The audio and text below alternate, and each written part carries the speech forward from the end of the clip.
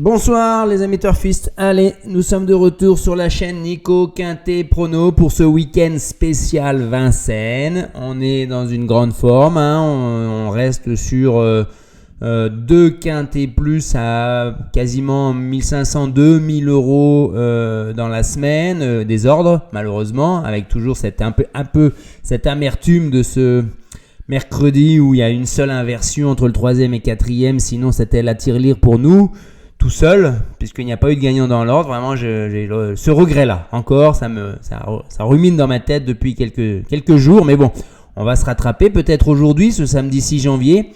Que dire sur ce quintet ? J'ai mis du temps, parce qu'il y a un lot très homogène, très bons chevaux, des étrangers, des chevaux sur la montante, mâle, femelle, hongre. Un seul poteau de départ, franchement, il me restait 12 chevaux.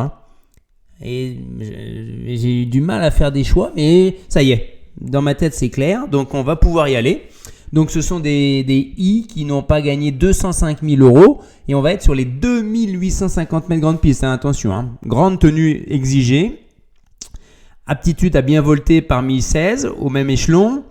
Pas se brûler les ailes trop tôt. Voilà, il y a plein de considérations à prendre en compte. L'aptitude à la ferrure du jour, la tenue, je l'ai dit, l'aptitude au parcours, j'en ai parlé, le tandem qu'ils forment avec l'entraîneur, les records qu'ils ont sur les parcours de tenue de la grande piste à Vincennes. Tout ça sont des éléments importants à prendre en compte dans l'étude du papier. C'est ce que je vais vous livrer maintenant.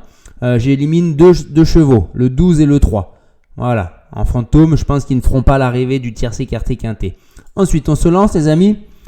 Pas de surprise en tête. Je vous avais déjà dit, si vous trouvez le gagnant d'un quintet plus, que vous le mettez premier dans l'ordre, ça vous simplifie déjà la tâche pour trouver l'ordre. Au lieu de 120 ordres possibles, il ne reste plus que 24. Donc, ça simplifie beaucoup, mais il reste encore qu'une seule chance sur 24. C'est pour ça que je pars, moi, avec Indigo de Fontaine. Indigo de Fontaine, le 14, il a montré vraiment, il a gagné en puissance. C'est le gagnant en puissance de la course, c'est ça que je veux dire plutôt. C'est-à-dire qu'il a tout pour plaire. Il a repris un peu de fraîcheur. Il a été gardé cette course depuis le 18 novembre où il avait gagné déjà. Il est à 8 sur 9 dans les 3 premiers. Il a un record de 1,13 sur le parcours. Avec Alexandre Abrivard, c'est 72% de réussite. Certes, le lot va être compliqué, c'est pas gagné d'avance quand même. C'est pas gagné d'avance, mais c'est vraiment l'une des plus belles chances pour être dans les 3 premiers et être sur la plus haute marge du podium. Je vais lui opposer d'abord le numéro 4, Impérial Mabon. Ça va pas être le cheval de tout le monde, malgré la drift de Raffin. Il finit pas hyper bien dans la course de référence pour ceux du haut du tableau, les plus petits numéros, le 17 décembre. Mais sans démériter, il faudra qu'il monte là-dessus pour envisager une place, mais il y a surtout pour lui le fait qu'il est D4 cette fois-ci au lieu d'être ferré la dernière course. Et quand il est déferré D4, c'est 6 sur 7 fois à l'arrivée. Et en plus, il a Eric Raffin avec lui, et il déçoit rarement. Quand elle est autrement que ferré, c'est 8 sur 9 à l'arrivée. Sur le parcours, c'est un chrono de 12-9 avec 8 sur 10 dans les 5 premiers. Donc, je trouve que c'est une très bonne base pour être dans le quintet. Alors, plus près, j'espère, parce qu'il peut lutter pour la victoire s'il est enfin prêt. Il a déjà fait des beaux meetings d'hiver les 2 saisons précédentes. Là, il peut refaire parler lui au plus haut niveau. On y va, on enchaîne avec le 16, Hibiscusman. Du coup, je l'ai mis un tout petit peu en dessous parce qu'il va falloir qu'il soit très très fort pour aller au bout de tes cordes. Il va y avoir des sérieux clients contre lui. Et c'est pas la sécurité sociale non plus. Il peut faire la faute sans raison par moment. C'est pour ça qu'il n'est qu'à 8 sur 14 sur le parcours. Par contre, au niveau du moteur, il n'y a aucun souci. C'est 12-7. Donc, son entraîneur driver le connaît parfaitement. Il sait comment le gérer. Maintenant, c'est pas fait encore. Ensuite, on va mettre le 8 Ipalio. C'est ma première surprise. Ipalio, pas oublier qu'il y a 4 mois, il courait le critérium. Des 5 ans, oui, c'est ça. Il courait le critérium des 5 ans avec Ida Otillard et ainsi de suite. Et il finissait 8 ou 9e, je crois. 8e, je crois. Voilà. Derrière, il a payé un peu un contre-coup, même s'il a fait une bonne 4e place et deux fois distancé. Mais ces distancements, On pourrait croire qu'il a perdu un peu de sa superbe régularité depuis 2-3 courses, mais il était malheureux, fautif, gêné, alors qu'il a des aptitudes. C'est lui qui a le meilleur record, forcément ça a été fait le jour du critérium, hein. Mais c'est un cheval caché, pas très loin de la tête. S'il trouve l'ouverture, il peut finir très très haut et casser beaucoup de jeux. Il peut être dans le tiercé, hein. Attention, hein. Pierre-Yves Verva le connaît très bien, hein. Oui, c'est ça. Il y a un bon tandem. Donc, on y va avec Ipalio. Ensuite, le 9 Intello de Chenu. Il semble un peu transformé depuis quelques courses. Jean-Michel Baudouin indique son déferrage, ils l'ont allégé, ça lui a permis de devenir beaucoup plus sûr dans ses allures, d'être plus régulier. Donc c'est vrai qu'il enchaîne une deuxième place, une première place, une deuxième place, avec au milieu de tout ça une 13e place, mais Ferré, c'était pas une course visée. Par contre, Raffin a préféré le 4 par exemple, à Yves Dreux, Impérial Mabon, et du coup il se retrouve avec Franck Nivard, qui pourrait avoir la main qui lui convient. Mais comme il ne le connaît pas, il va falloir qu'il fasse attention un petit peu. Il a un record de 12-8, donc il mérite sa place, là voilà, en milieu de pronostic, hein. Mais il peut très bien finir plus haut, hein. Il peut l'emporter. Il pourrait l'emporter, franchement. Là, c'est ces 3-4 chevaux-là, hormis Palio, je ne le vois pas gagner non plus, mais avec, ces 3-4 chevaux-là, c'est eux qui vont lutter pour la gagne, à mon avis, hein. Ensuite, Jimmy Ferro BR. Mais pourquoi tu nous sors ce cheval-là, Nico? D'où il sort, franchement? Il n'y a pas d'autres chevaux à jouer? Alors, Mathieu Mottier, entraînement Gocciadoro. Ah, déjà, ça calme.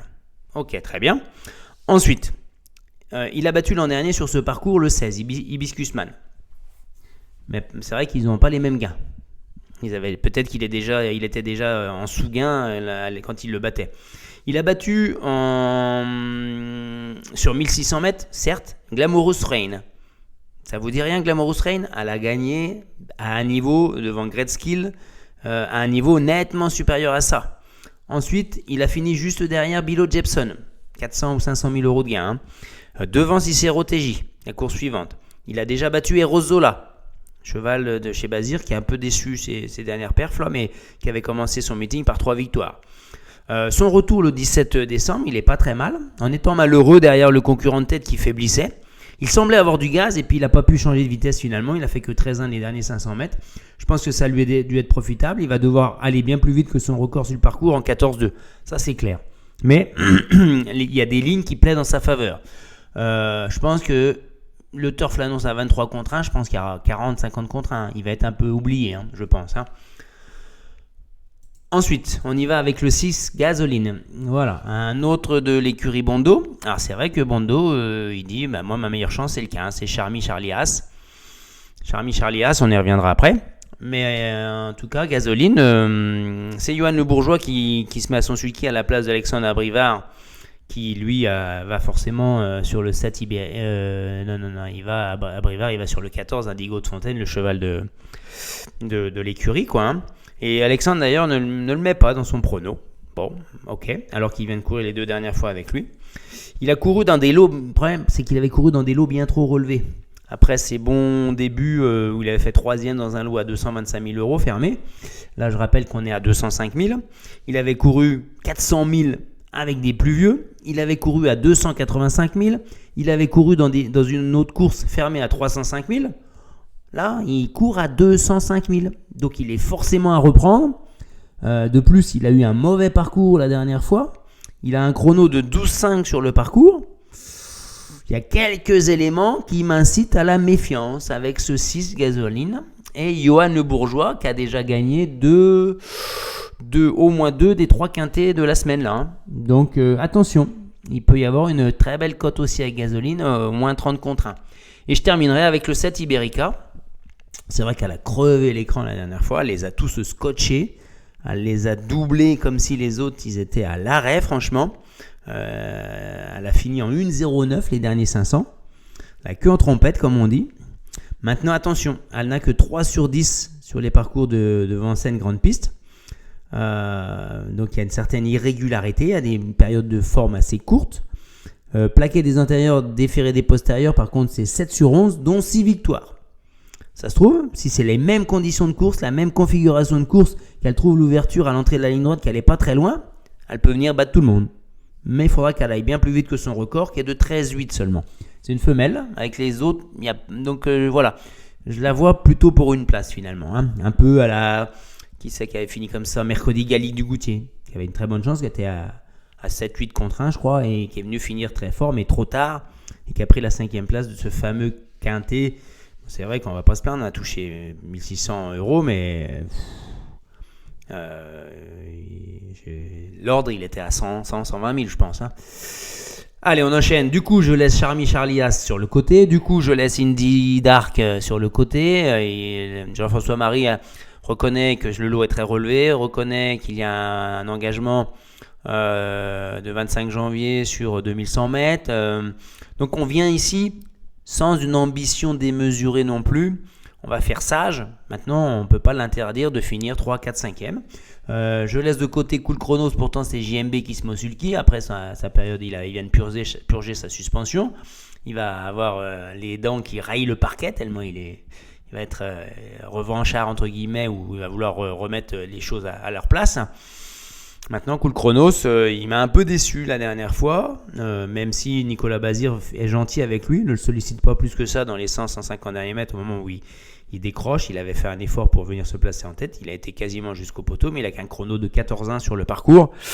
Bon, voilà. De toute façon, il a fallu faire des choix. Hein. Je laisse de côté Canto dei Venti, avec Gabi Giromini à la drive. Je laisse de côté Inshot Jocelyn, Tandem Guarato à Brivard. Je laisse de côté le 13 dans une moindre mesure de Rieux avec Yes Weekend. Donc voilà, hein, il a fallu faire des choix. C'est un quintet qui va payer, je pense. Hein. Ensuite, le béton, on y va avec Indigo de Fontaine. Est-ce qu'il a le niveau pour mettre au pas à l'opposition qui se présente? On va voir. Pour ça que je ne mettrai pas un 4 sur 5 non plus. Voilà, 3 sur 5. Ensuite, le copain Impérial Mabon, je suis presque davantage chaud avec lui qu'avec mais pour une place, davantage. Il peut faire 4e. Ensuite, le coquin Ipalio. Là, j'ai hâte de le revoir, faire un parcours sans faute, sans être malheureux, voir si c'est toujours le même. Mais j'y crois. Ensuite, la déception Beat Generation, je l'avais mis aussi dans les fantômes, mais je l'ai mis là. Bon. Et enfin, on se retrouve dès demain, hein, pour le quintet de dimanche à Vincennes, les amis. On continue à s'abonner, on continue à mettre des pouces bleus, on avance ensemble. Allez, à bientôt.